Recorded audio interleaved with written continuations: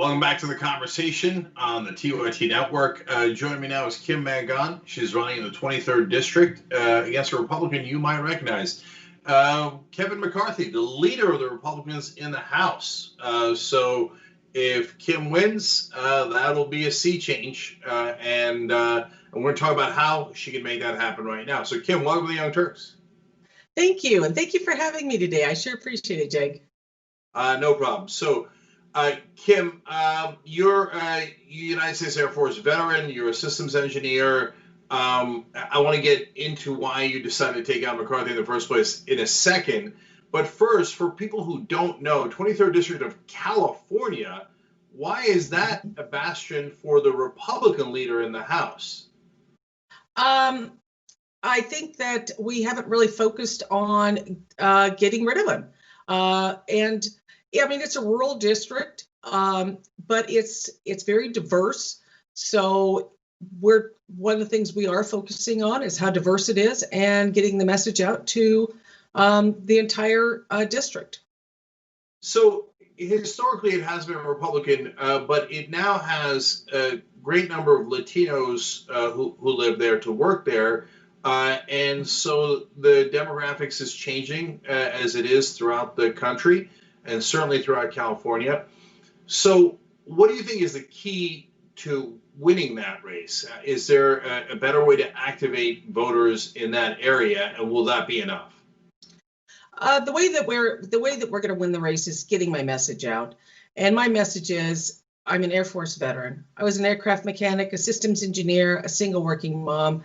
And I know what people are going through. I know what they go through in their everyday lives because I am one of those people. And we're getting the message out. And we're really focusing on making sure that people know that they have a choice. Yeah. And so how is the voter registration in the 23rd district for Democrats? The voter registration, we're working on it. We have the Young Democrats in our group, in our area. And a bunch of progressives in our area that are working on getting out the vote, and we're really focusing on it. Yeah. So for folks who are not that familiar, let's talk about Kevin McCarthy and what's wrong with him. First of all, I hear you got a hashtag. What is the hashtag with your last name?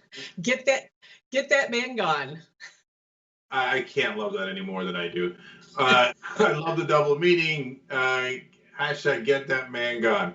So one is obviously to get you in office, but why do we want that man, Kevin McCarthy, gone? Kevin McCarthy is completely out of touch with the people that lives in his district.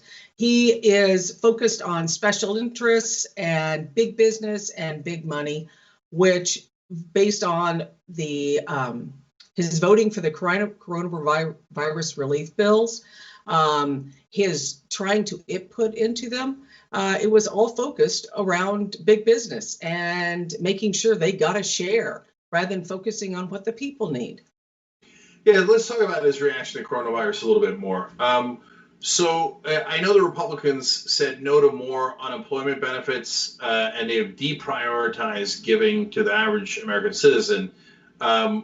How big an effort did McCarthy lead in directing most of the funding to multinational corporations? I know he led the GOP efforts. He voted against the last relief bill. It's so important that we help the people because our unemployment isn't going to go away. Businesses are not going to open back up immediately if they ever do. And people need help and they need that unemployment. That he's voted against that is appalling. Yeah. So now let's talk about the other giant issue in the country right now, and that's in every district, and that's the issue of George Floyd, the protests, and Black Lives Matter. What is McCarthy's stance on police reform, and what is your stance? My stance is what it's been for a number of years. I was out protesting previously in previous protests before this one in the last few years for Black Lives Matter. And the reason I was doing that is because I care about the people. You look at the social injustice and you have to protest it. You have to try and do something.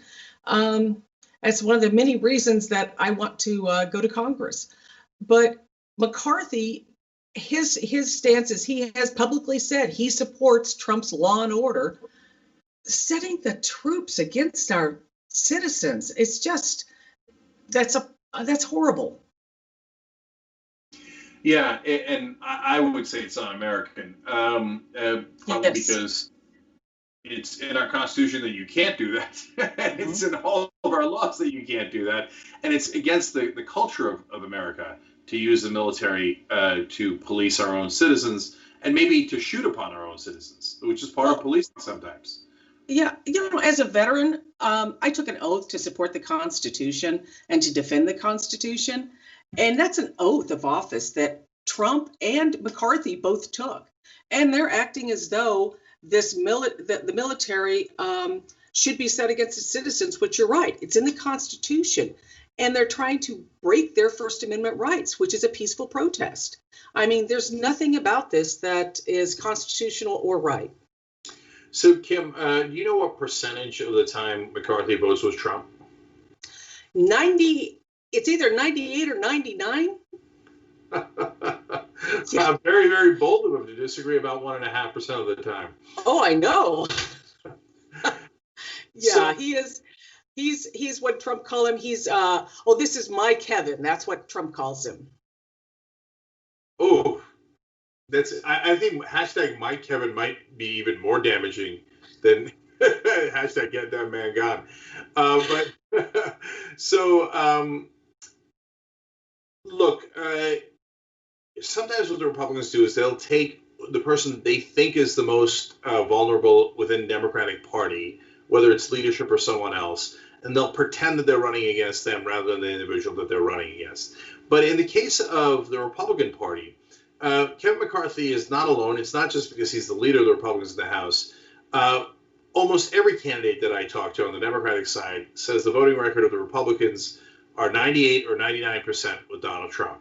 So, in essence, that really does mean you're running against Donald Trump, doesn't it? Because if Trump and McCarthy disagree in private, Trump will win that debate every time, or nearly every time, and then McCarthy will do as he's told. So, aren't you really running against Trump? I am running against what I see as a breakdown of our democratic system. You're right. McCarthy backs Trump, like I said, 98%. I mean, everything that Trump says, he follows. So the GOP right now is in lockstep with each other in violating the Constitution. And, and McCarthy is leading the pack. And the breakdown of our systems from the EPA laws to Attorney General, I mean, that is breaking the law. Yeah. So, Kim, you're new to politics. So, and this is considered a hard race to win. You've already won the primary, obviously, and you're going up against McCarthy in the general election. So, great job already. But why? You were a systems engineer. Why did you decide to get involved in politics? Well, the reason I decided to get involved in politics is really McCarthy's voting record. I looked at what he was voting for when he voted to get rid of the ACA, which was getting rid of health insurance for millions of people. His vote after vote. I mean, when he sided with Trump on making California have the national laws rather than their own for EPA. So it's just issue after issue, and he's not listening to people. He hasn't had a town hall in 10 years to actually face the people. He's not listening to the people, and he doesn't care about us. He cares about big business and special interests. Do you know if he'll debate you? I haven't heard yet. I would love to debate him. Yeah, well, I'd like to cover that debate. So in terms of what motivated you to get involved, you just explained it, obviously, in terms of how McCarthy had gone awry. What would be your top priorities in policy if you were elected? The top focus right now, My focus has changed a little bit in that right now it has to be about the people. As an Air Force veteran, an aircraft mechanic, a systems engineer, single working mom, I understand what people are going through out there with the layoffs and the COVID-19 effects. And I want to go help the people. And that's where my focus is going to be at, is actually helping the people, because I am one of those people. I am an everyday person that has walked in their shoes, busted knuckles, gone home, made dinner, fallen to bed, and get up to it the next day, and the next day, and the next day. All right. I want to make sure everybody's got your website. So let's put that up. And we'll put this in the description box. mangonforcongress.com. It's hard to forget that. mangonforcongress.com. Spelled exactly as you would think Mangon is spelled. But anyway, the links will be down below if you're watching later on YouTube or Facebook. So you just click on them. Make sure you find out more. And obviously, she's going to need a lot of resources to beat Kevin McCarthy, who the reason he serves those business interests is because he gets money from them. So he will have plenty of money. He does. Yes, and you got to help Kim out to make sure that she's competitive in this race. And remember, not only would it be amazing to deliver the news that Kevin McCarthy has lost on election night, but she also has the best hashtag in the business. Get that man gone. Thank you. Thank you, Jake, for having me. I sure appreciate it. No problem at all. Kim Mangon, running in the 23rd District. Thank you so much for joining us. On the go? Don't worry, we got you covered. You can still listen to TYT at our new podcast network. Find us on Apple Podcasts, the Google Play Store, or at tyt.com/podcast.